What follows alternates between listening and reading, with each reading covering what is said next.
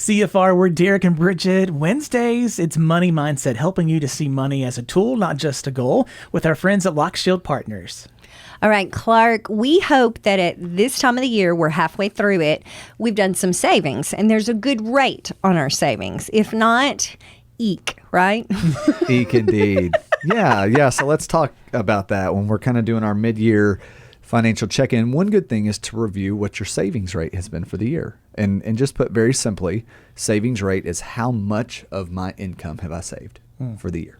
That's it. It's not necessarily about the rate of return we've had or anything like that, but just put very simply, I've made this much, I've saved this much. What percentage have I saved? So no big crazy formula that we have to do? No big crazy formula. Pretty easy. It's a good rule of thumb to have a gross savings rate between 10 to 15% of your income.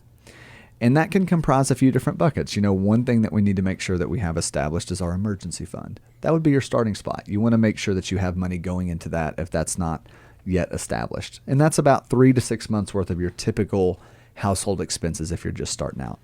Obviously, retirement savings is important. We want to at least be saving enough to maximize the match that the employer provides if there's an employer plan in place. And outside of that, there are different vehicles for households to save into to get to the proper savings rate for retirement.